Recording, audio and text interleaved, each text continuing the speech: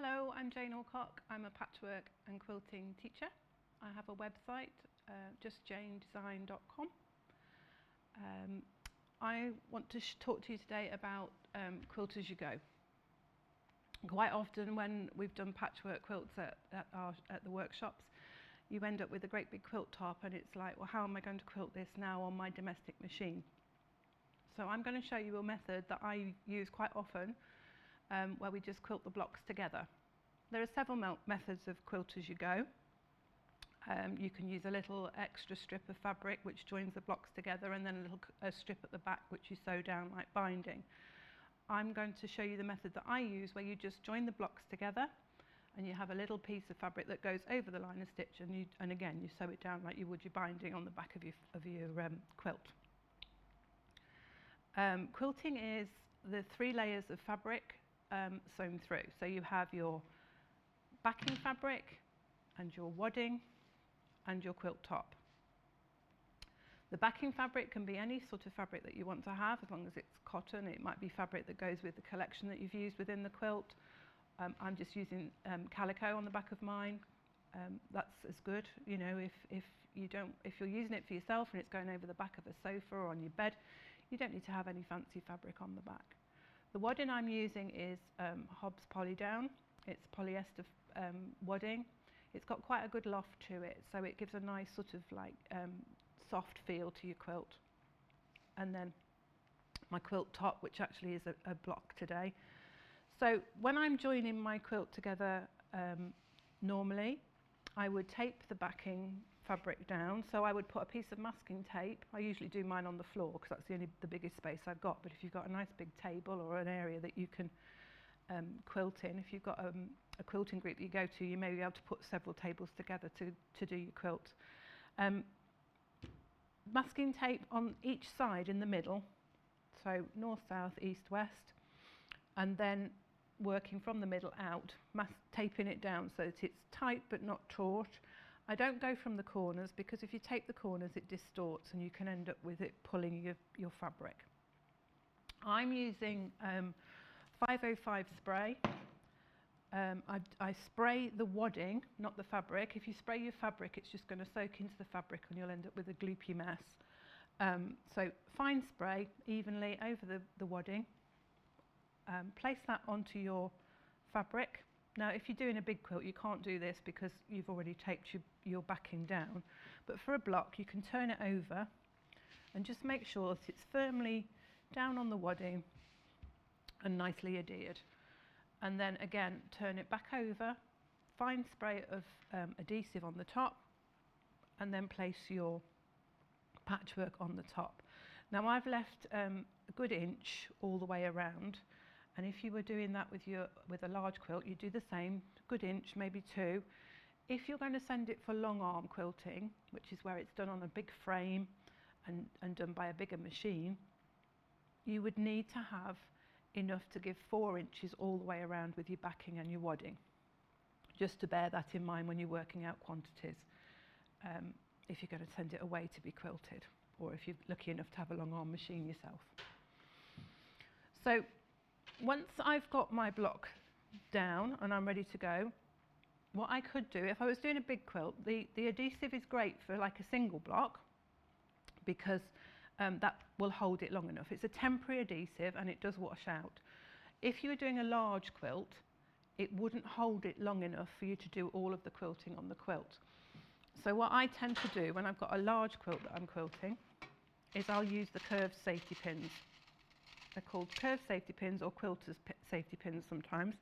They've got a curve on them, and what it does is you can just pop them into your fabric, go as far as you can go, and then it just rocks back up and the point will pop out of the 3 layers of fabric and you can close the safety pin, and that holds your 3 layers together securely enough.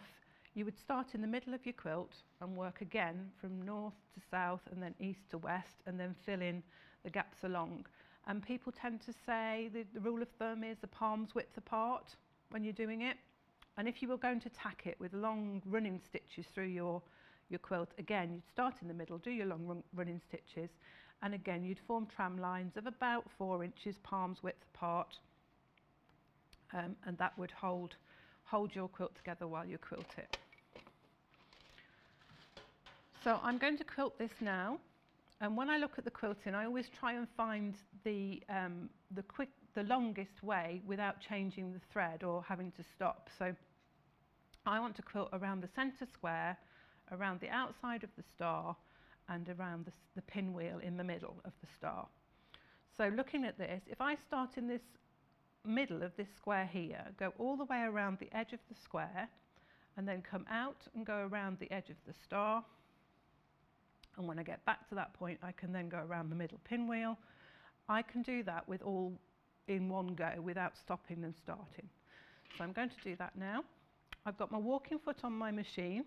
The walking foot does exactly what it says. It walks across the fabric without pushing it down. This prevents the movement of the 3 layers. You could probably get away with using your ordinary pressure foot for a block like this, but if you were trying to do a whole quilt without using a walking foot, the chances are that you would end up, by the time you got to the end of your quilt, it will have moved across, and you may find that you've got no wadding left to quilt through. So I recommend that if you can get a walking foot for your machine, some machines you're lucky enough to get them with your machine, others you can buy them depending on the brand of your machine, and I would recommend that you got the right foot for your machine. You can get generic brands, but they're not always the best, so you know, if you can, get the one that suits your machine. So we're going to put this into the machine now, and as I say, we're going to sew round. It's just a straight stitch. Just lift your foot. You can lift your foot a little bit higher if you need to. It's just a straight stitch, and I've lengthened the stitch to 3.5 on this machine. I usually go for between 3 and 3.5, depending on. You just want to see the stitch because it is decorative as well as functional. Sewing through the 3 layers. I've used cream thread because I'm sewing on cream and I've got cream backing, but you could put thread in your bobbin that matches the colour of your backing, and you can certainly change the colour of your thread on the top to match whatever you're quilting around at the time. I use the guide on my walking foot quite a lot. I use the walking foot as a measure. With this one, there's a gap in the middle, and I've just lined up the edge of my seam with the right-hand side of the gap. So I use that, and I can look at that. And I was always told that when you're quilting, you need to look at where you're going rather than where the needle is. So sort of look at where you're going. It's a bit like when you're driving. You look at the road in front rather than the bonnet of your car. So I'm just going to drop the needle down, and then we're going to go. And we don't want to go too fast. We want to take a nice steady pace. Just sewing around the edge here. We're going around the square. When you get to the corner, just lift your foot, turn the quilt round. And this is why we're doing quilt as you go. It's quite nice because you haven't got all of this quilt to keep turning around. You're just doing a block at a time, which makes it much easier to manipulate. If you go a little bit too far, you can lift your needle out and move your quilt back down. Just drop the needle down.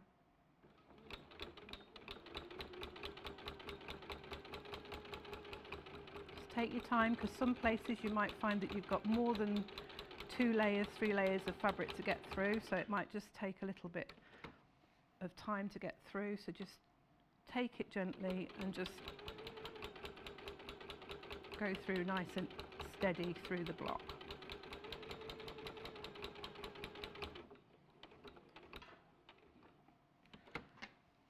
When I'm quilting, I tend to use a slightly thicker thread, so when I do my normal stitching, I use Metler thread, and I use a 60 count Metler thread. If you're using Orifil, 50 is a nice piecing thread.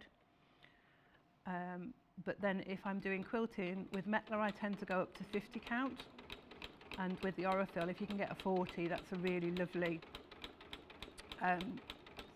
weight of thread to give you a nice finish.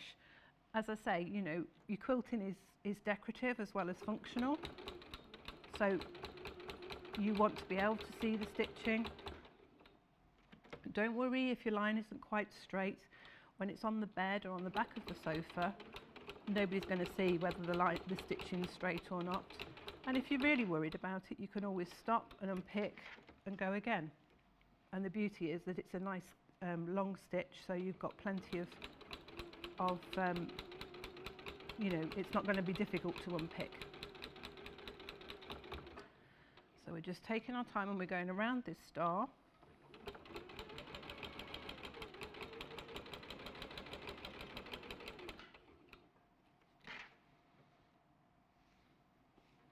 Just turning, keeping the needle down so that we can just turn the whole thing in one go and not lose the thread, so that the stitching doesn't make a big loop or anything at the front or the back.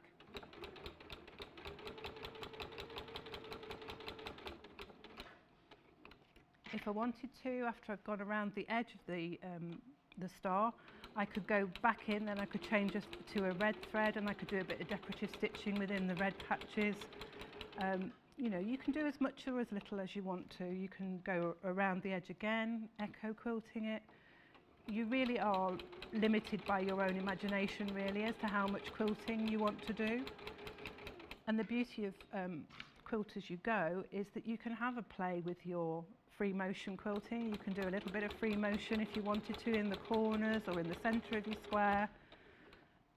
Just, you know, when you're doing it block at a time, because you haven't got a great big quilt to try and manoeuvre, you've got more control over it. So, you know, if you're just starting out as a beginner quilter, doing Quilt As You Go is quite a nice way of practicing your quilting and getting to know how to, you know, build your confidence with your quilting and getting to know how it feels to quilt through the 3 layers. And maybe, you know, try a little bit of free motion without feeling overphased with a great big quilt that you're trying to manipulate underneath the machine.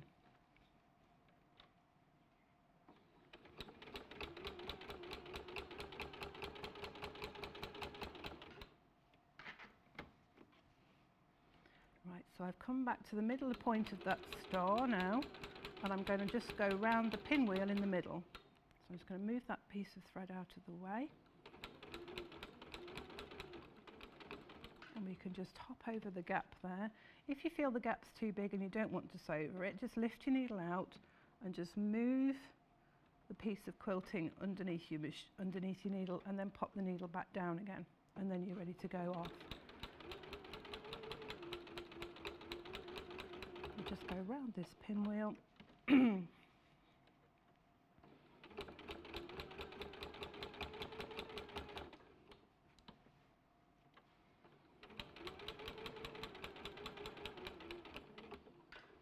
The quilting bit's quite relaxing. If you know, you're a beginner, you always worry about the quilting side of it. You've spent a long time making your beautiful quilt top, and you're always worried that, you know, you don't want to ruin it with the quilting because you don't feel confident.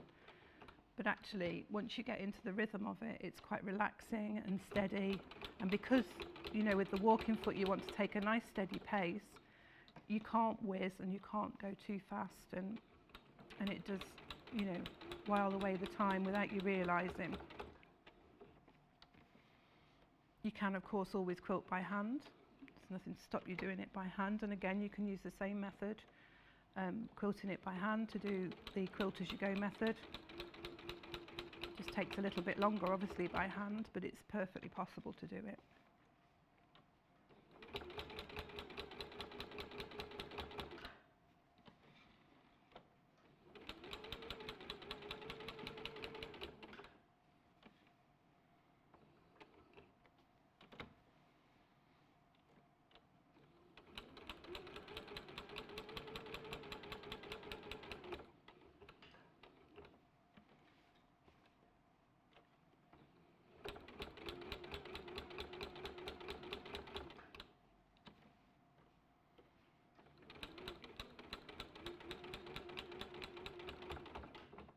Okay, so there we go. I've done all the way around that block now. I'm just going to do a locking stitch on there and cut the thread.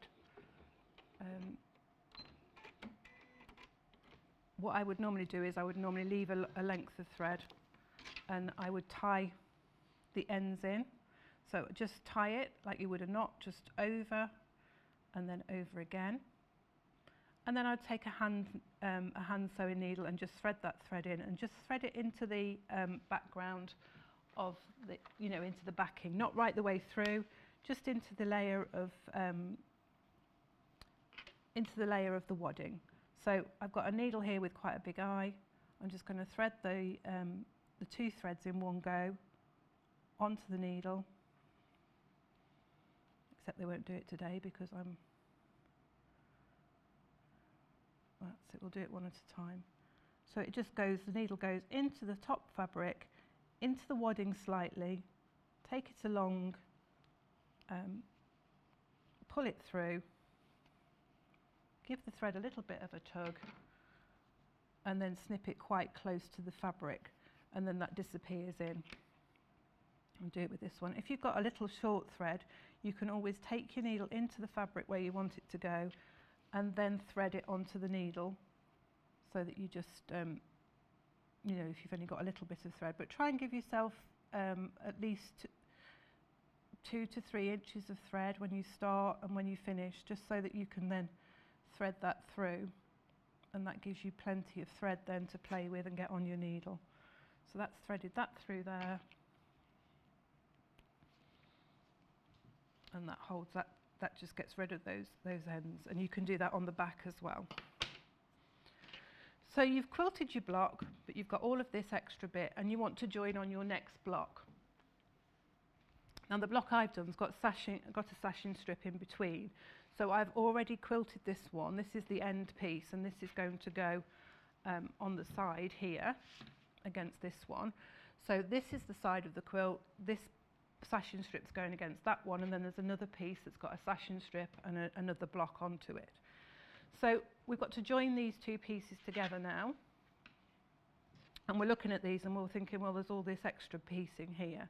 So what I'm going to do on this block here is I'm going to trim off the wadding and the backing level with the front of the quilt. So just lining that up. These were 2.5 inch strips, and now they're 2 1/4, so I'm just lining the 2 1/4 mark up with that seam line so that I know it's nice and straight. And I'm going to cut through the 3 layers, like so. So that's trimming the edge of the quilt, like you would do once you'd made all your quilt and you were going to put the binding on. You trim all the backing and the wadding away so that you've got the edge of the quilt exposed, ready to put your binding on. So that's the same sort of principle. So we do that on the left-hand side one. On the right-hand side one, what we're going to do is we're going to move the backing fabric out of the way, and we're just going to trim the wadding level with the top. Now it's important that you make sure that your backing fabric is pushed right out of the way. So don't quilt right up to the edge of your block.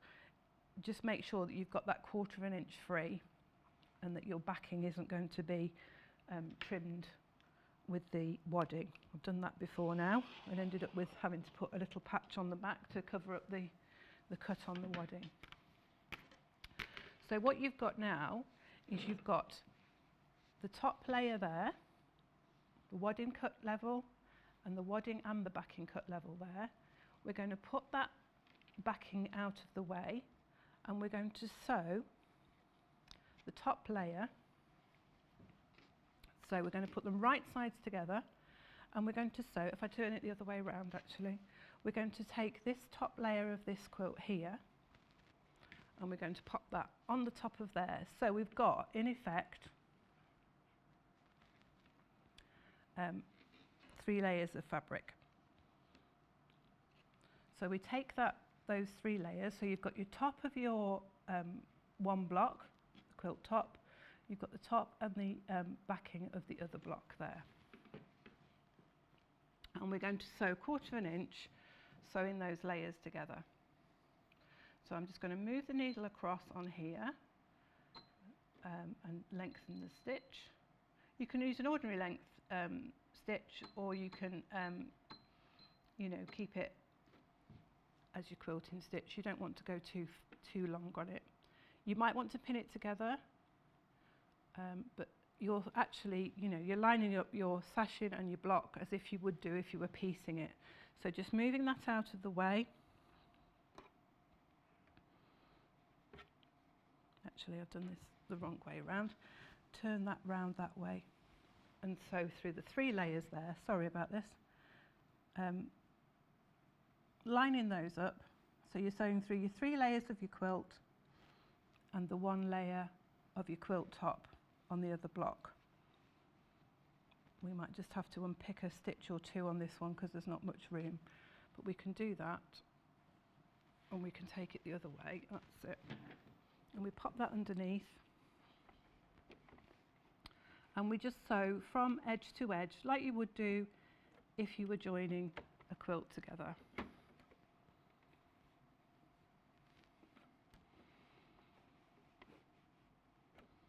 So we've got the 3 layers of the quilt and the top layer of the block that we've just quilted. We're just moving that wadding out of the way slightly as we quilt. So we're going to sew through those 4 layers using a 1/4 inch seam. Again, just take your time. And as I say, this is where you don't really want to have quilted right up to the edge of the block. You just want to be able to get into that 1/4 inch seam.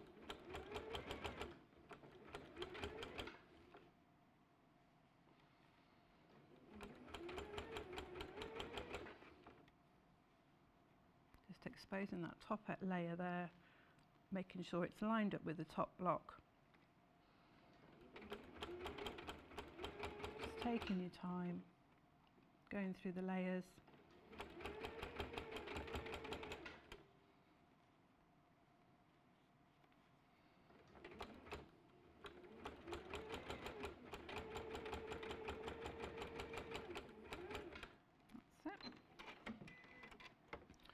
So what you have here now is you have your 3 layers of the top, the side block and the top one that we've just quilted, just that top layer. So you've got 4 layers of fabric there that you've quilted through.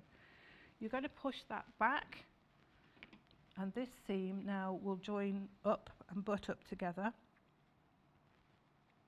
If you've got any bulkiness of the wadding, you can just trim that little bit of wadding away.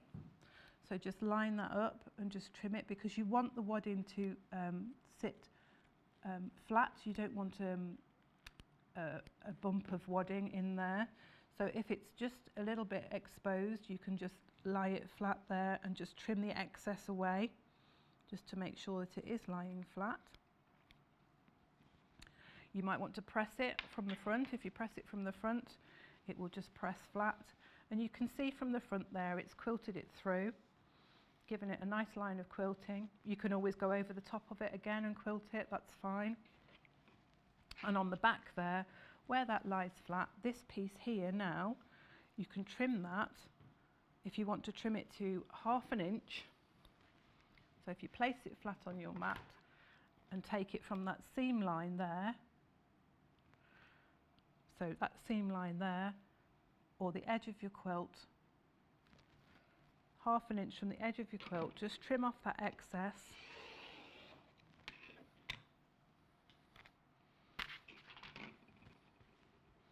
And then what happens then, I'll just turn this round. You can fold this edge over here, just by 1/4 inch. Just fold it under. You might want to press it, but it covers over the line of stitching that you've just done with your quilt. And then we can hand stitch that down with a whip stitch like you do your binding, and I'll just show you how to do that. Just a little bit of thread.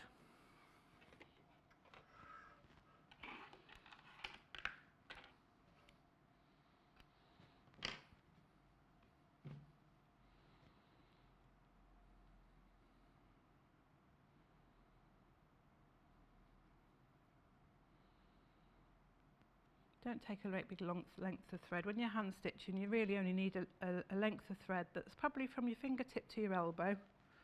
Just about that length of thread when you're hand sewing, because otherwise it's all going to get tangled up. So just take your thread over, take your fabric over, so it's folded over. Just start with a knot in your thread and take that into the seam line that you've just created.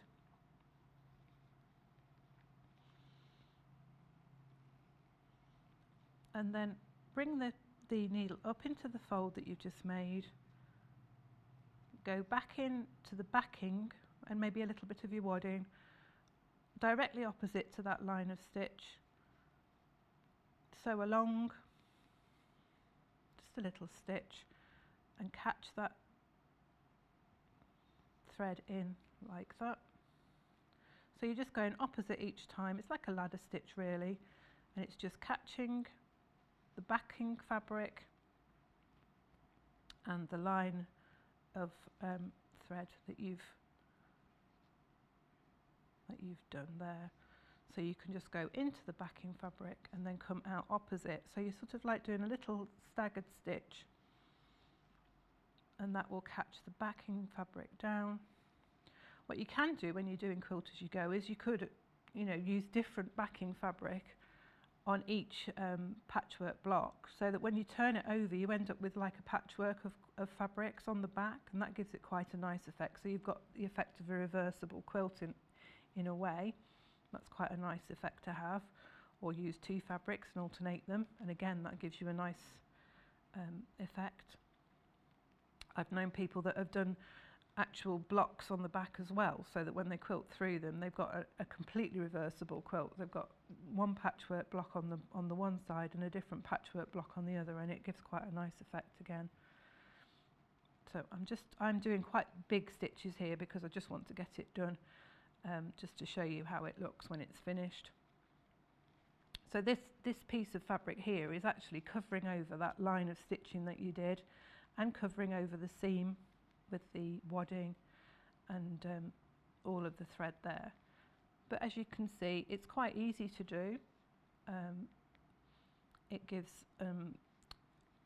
an easy way of quilting your quilt, so that you can do it a bit at a time. You could, take your time and do one block at a time. And as I say, it's a good way of improving your quilting skills as well. You can practice on a smallish piece, different techniques. You can have a go at doing simple straight lines like I've just done with the walking foot. You can do gentle curves with your walking foot. You could trace patterns off with templates. You could use your Westerly rulers or Celestian rulers, whichever ones you've got your quilting rulers, and practice. It's a good way of practicing your quilting. There we go, we're nearly done. You would probably need to do smaller stitches than this really with your quilting, but I'm just doing a large stitch here just so that we can get it finished as quickly as we can. So you don't have to do it a block at a time. You could break down your quilt into rows. So particularly if you're doing different blocks, you could sew a row of blocks together and then layer the whole row up and then quilt it. When I've just finished doing this, I'll show you an example of what I mean.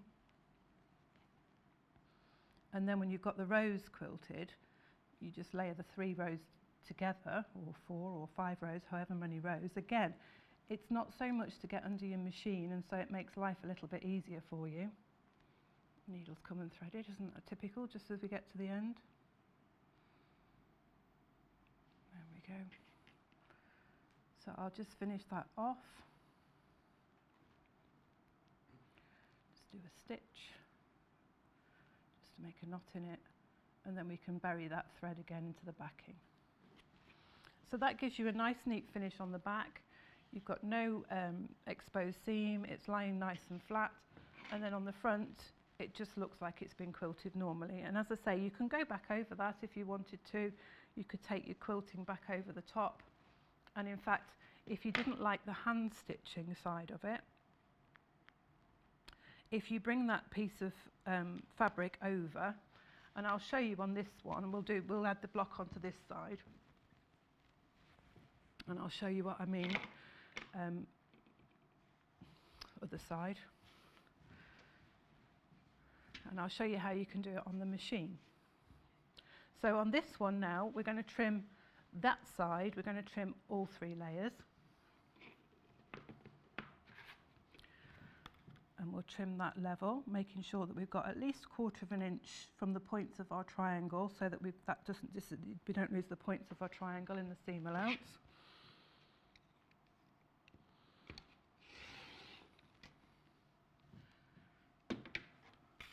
And as I said before, we take this one here and we're going to move the backing out of the way, move the backing fabric out of the way, and then we're going to trim the wadding level with the top and the top fabric. So just taking the wadding out of the way, so that's level with the top of the quilt. And we take them and we put them right sides together. And we're going to sew through, making sure we line up the top with the block there. You can pin it, there's no reason why you can't pin it. I've moved the wadding out of the way and I've moved that backing fabric out of the way, complete with dog hairs. Let's move those as well. And we're going to sew 1/4 of an inch down there, joining the 4 layers together. So I've got it on the 1/4 of an inch still.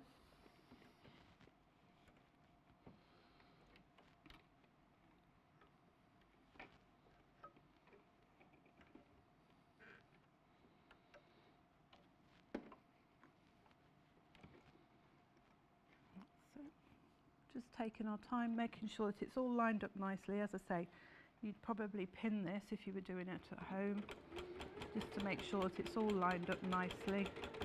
Try and keep the most of the weight of the quilt on the table, because obviously as you're getting the blocks joined together, it starts to get heavier and longer.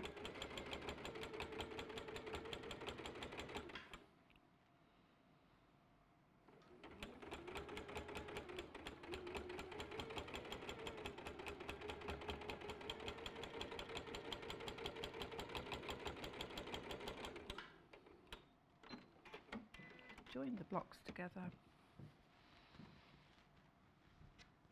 like so.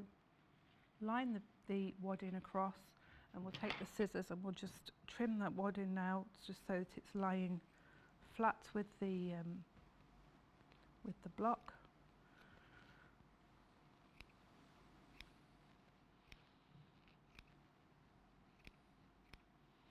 You'd probably use bigger scissors on these, but I've forgotten to pack mine today. So just trimming that right up against the edge of that wadding on that block, because you don't want a gap of no wadding, but again, as I said, you don't want it bulky, so it needs to line up and butt up with the edge of that, and you'd probably give it a press before you trimmed it, just so that you made sure that your block was lying flat.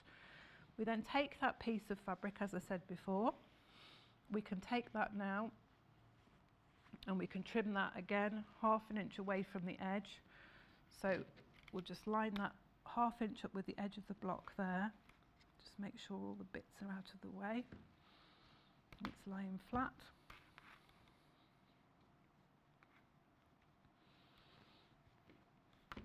So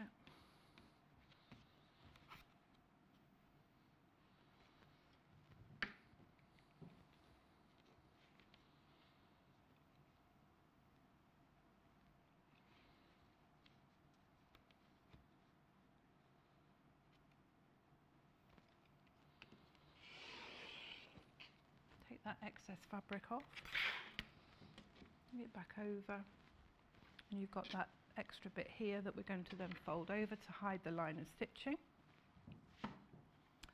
So if you fold that over and then fold it again, so I've just took that raw edge under and just making sure that it's lying, the fold of the fabric is just lying over the edge of the line of stitching. And what you can do is you can put a few pins in just to hold it down. And I would recommend that you put your pins in vertically, horizontally to the line of stitching, because you're going to stitch over this, but you're not going to be able to see where the pins are. You can take your time and just take the pins out as you go, but you're going to have to take them out from underneath, because these are going to be under the fabric at the bottom. Because when you sew with the machine, you need to sew on the top, because you need to see where the seam line is, so that you can sew in the ditch. So I've just pinned those 3 layers together. So that's the fabric's folded under and it's pinned down. We're going to take it to the machine now.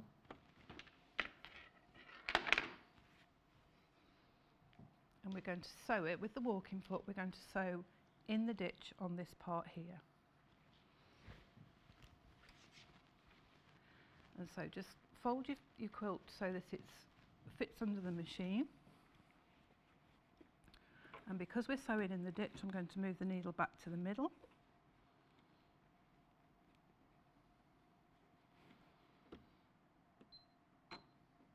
Take my stitch length up again. Right, so same rules apply as we did when we were quilting. Just take your time, line it up and sew it very carefully in the ditch.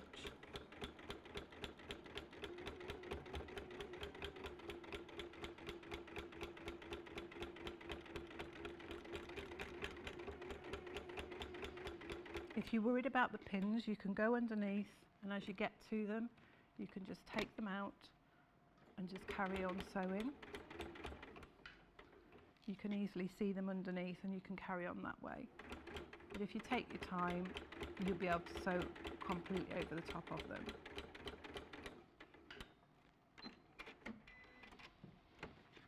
So that's that line of stitching. It's in the ditch there.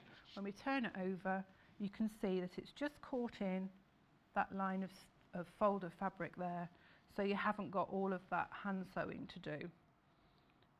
So there's 2 ways of doing it. You can either take your time and do that nice bit of hand sewing, which is nice and relaxing, and you can do that on your knee in front of the television, or on a nice quiet evening, or you can do it by machine, which obviously is a lot quicker and gets the job done. So that's how to do it with blocks individually. And when you're making your quilt, you'll know if you've got sashing or anything else, and you can just break it up into portions and work out how it will go together. If you want to do it with the whole 3 layers, and I've got one here that I've started, I haven't quilted it all yet, but it's in the process. You can see here I've pinned my 3 layers together.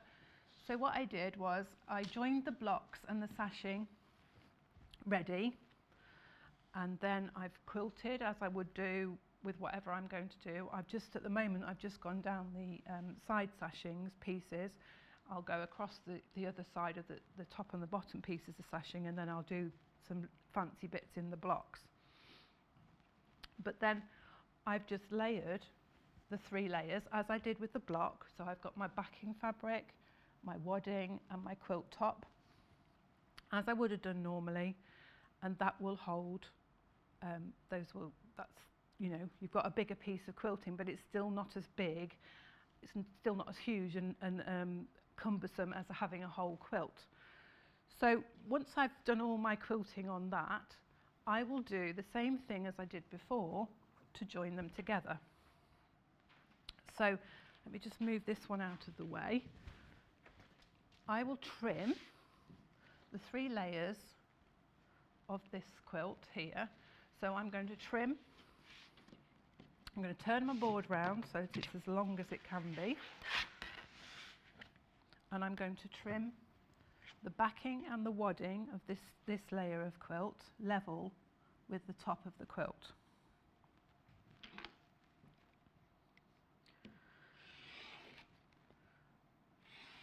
So just lining the ruler up with the edge of the top of the quilt and just taking that backing fabric and the wadding out of the way. So it's all level and all 3 layers are together.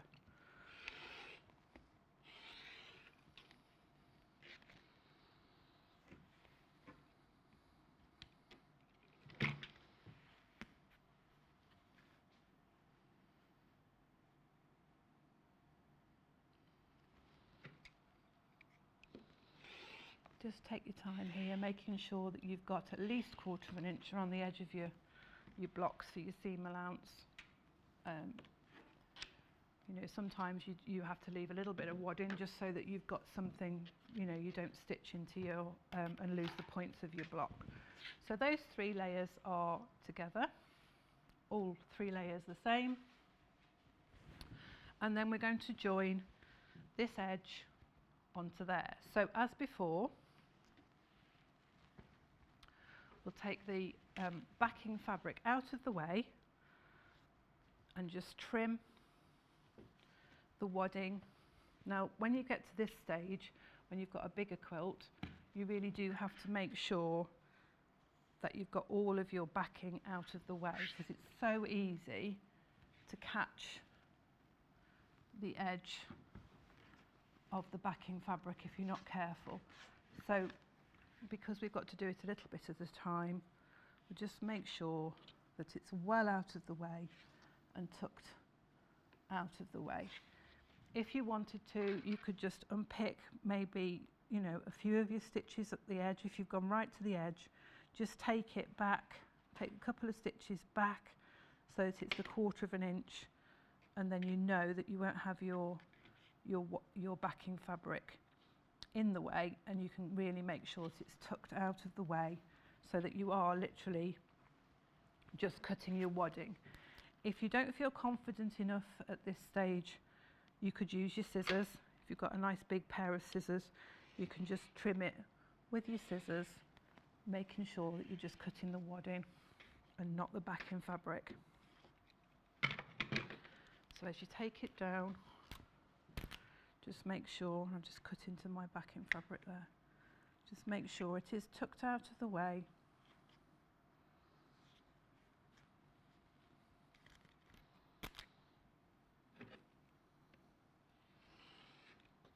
Do it a little bit at a time, and just trim these stitches back.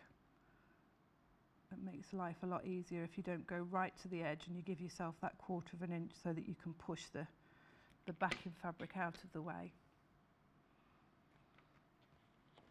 If you do cut into your backing fabric, you can always sew it back up together, you know, just do a little bit of a catch stitch just to seam it, or you can put a little bit of fabric in just to hold it, like a little patch or something. It's never the end of the world. Sometimes you feel like you've ruined it, but it does happen, and as long as you take your time and move it out of the way, you shouldn't have a problem.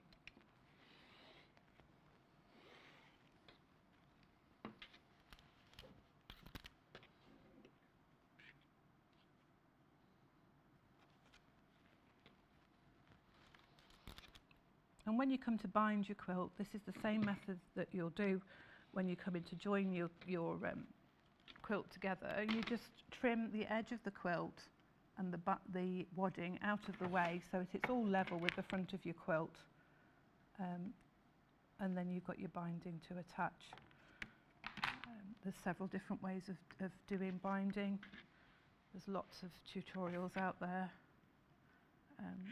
I'm hoping to get some tutorials onto my website in the future, just going over the basics. We'll probably have the link to the YouTube of this one, just so that we can you can see how this is done.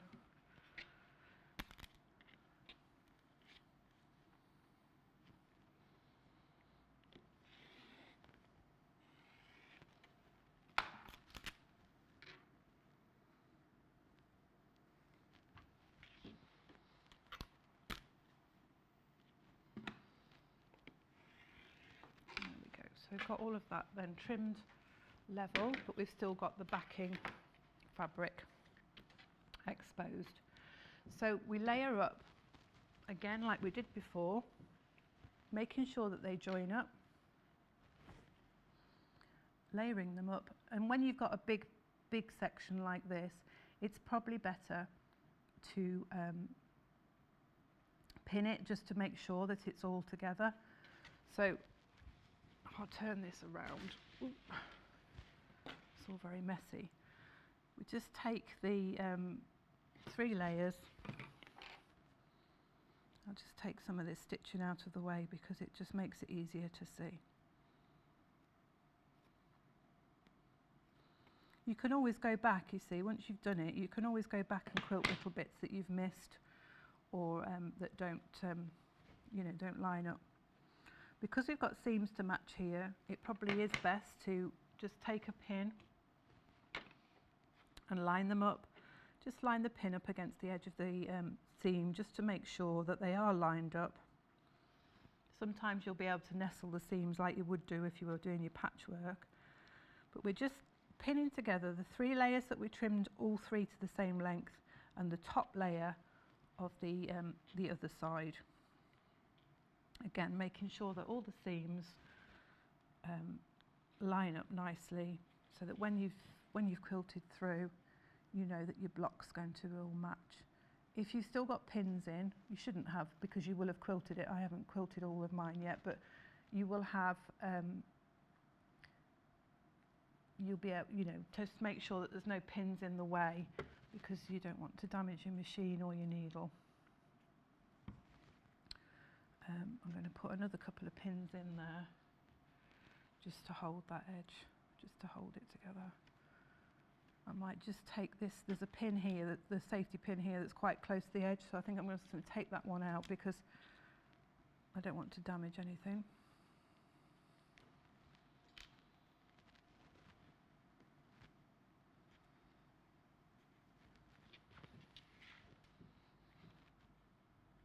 We just keep working our way down, making sure the seams are lined up.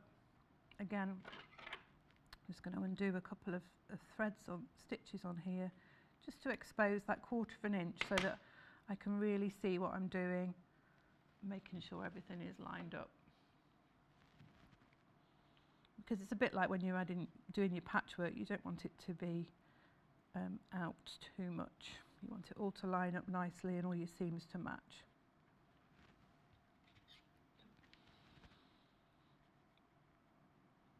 So when you do it with the 3 layer, with the whole width of the quilt, it gets a little bit more cumbersome and a little bit harder to do. Not hard, but you've just got to take your time, making sure everything's lined up.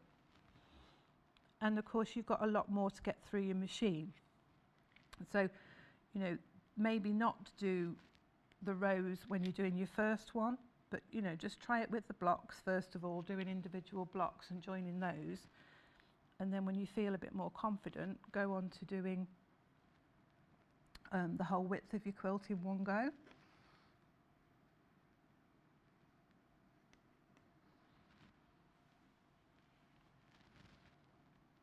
Out the pins now.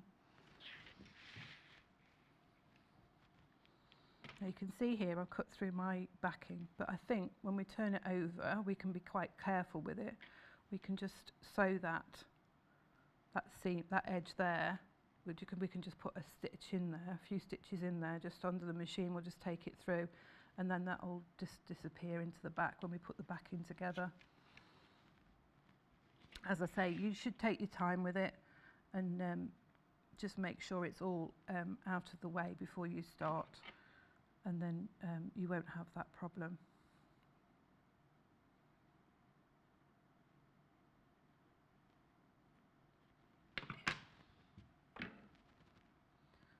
Just making sure that the sashing is all lining up here, because that's the bit that your eye will notice, is all the sashing around the edge.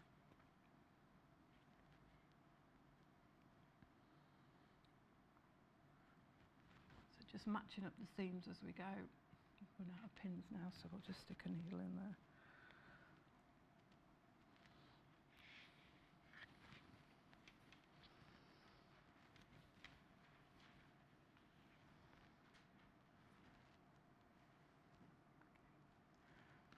So we'll just run a line of stitching down this, and you'll be able to see then how that's gone together.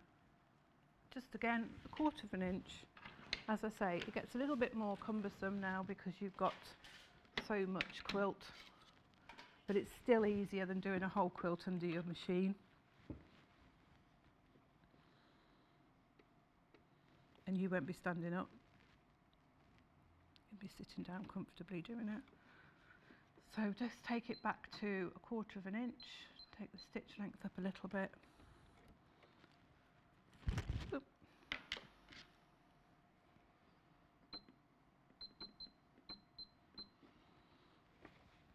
And we can just take that down, nice and steady.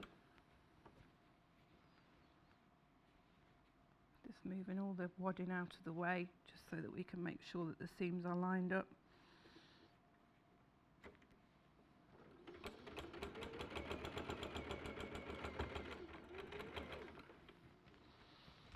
If you're at home, you try and make sure that all of this quilt is on the weight of it is on the table, so that it's not dragging down and you're not pulling it. It's very easy to pull it and distort it. So just try and take the weight of it on your knee or on the table. Sometimes when I'm quilting, I'll have the ironing board next to the table as well, just so that I can drape the quilt over the ironing board as well, and that helps to take some of the weight of it, just to make life easier really, because we haven't all got big fancy sewing tables that we can work on. Some of us have to work on the kitchen table or the dining table.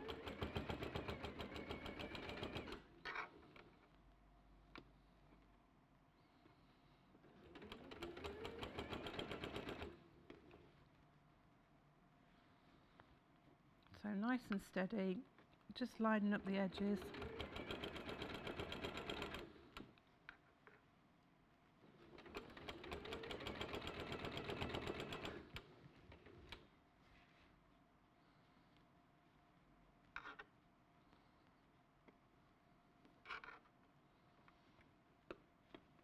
It does take a little bit of practice, but once you've got into doing it, and you'll find it is a lot easier. And if you're doing block quilts, it's quite easy to break them down into blocks. You can do it with borders. So if you've got like a panel and you wanted to quilt the panel and then you wanted to add borders, you can just quilt your borders as you would do like a row of blocks, and then you can add them on the same way. It's just making sure that you've got that extra bit of backing on the back that you can fold over and cover up the edges. I've done a really quite big quilt by doing it that way. I just quilted the centre panel, and then I just made the borders and quilted those with the 3 layers, and then just kept adding the borders on. And you could make, you know, a really good size quilt that way.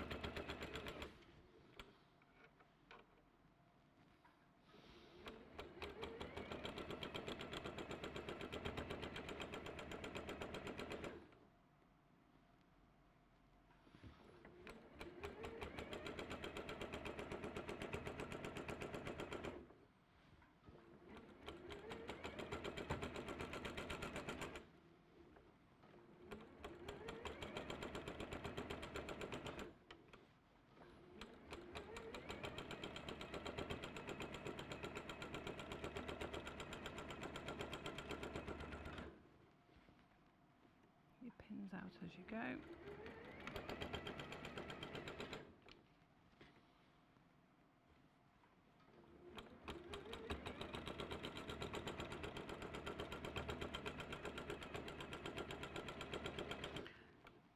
You don't have to do it in rows. You could do your quilt into quarters and quilt quarters of it and then join it the same way. You know, the way you construct it, if you can see how your quilt is constructed, you can then think about how you join it together. You don't have to do the whole quilt in one go. You can just do it in parts using this method, and it just makes life easier for you when you with a small domestic machine, because we can't always get the whole thing under the quilt, under the a whole quilt under the machine. So, you can break it down into smaller parts, and that makes life look so much easier for you. And so when you open that out, you can see there, we've joined it all together. Still got pins in it there. Oh, I think we ran out of thread there. So it's all joined together, and it shows, it's quilted. It's quilted as you go. You can fold the back under and make it lovely and neat. And that's one method of quilt as you go. So, keep an eye out for my website. and you can follow me there. Thank you. See you soon.